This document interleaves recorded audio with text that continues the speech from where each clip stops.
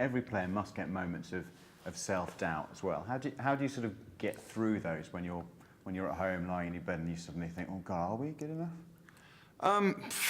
For me, I'm pretty chilled out and laid back about that sort of thing. I don't really think about it. You must think about it.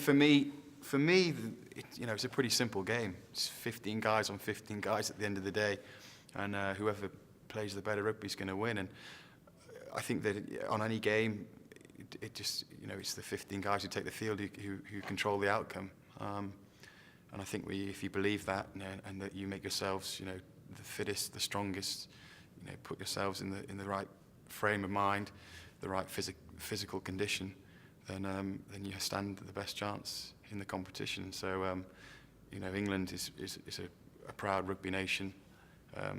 We're known for playing good rugby. We're known for being one of the best teams, especially come World Cup time. So there is I don't really think there's much doubt. If I go to bed at night thinking that I've trained hard enough and that I'm in the best condition I can put myself in, then I can get a good night's sleep, which is pretty much every night. Do you think if you came up against a side who maybe individually had more talent than the England side, do you think that it's true that with effort can sometimes beat? Yeah, definitely. I think you can see that in previous World Cups, that sometimes talent alone is not enough.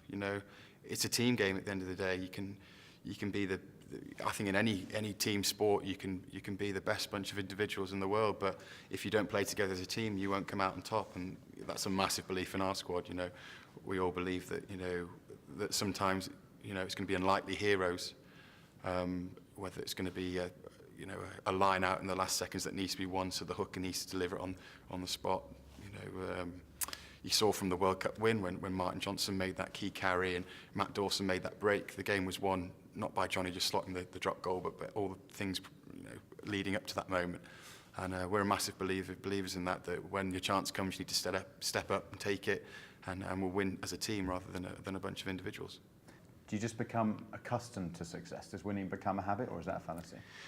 I think that winning does become a habit. I think that you can see that from a lot of Premiership rugby. The Leicester Tigers are one of the best teams, and they just seem to win all the time. It doesn't really matter, whether they've got injuries or they're fielding their best teams. They're just a team that's learned how to win, and I think that it is a massive mental thing, especially. It is a game at the end of the day, and if you're playing a bunch of opposition that mentally are mentally beaten before they take the field, they're thinking, oh, there's no way we can beat these guys, or they just don't lose, then there's that bit of doubt in their mind. And I think that it becomes sort of like it's bred into them, especially with Leicester. And luckily for Northampton, we've got Leicester first game up.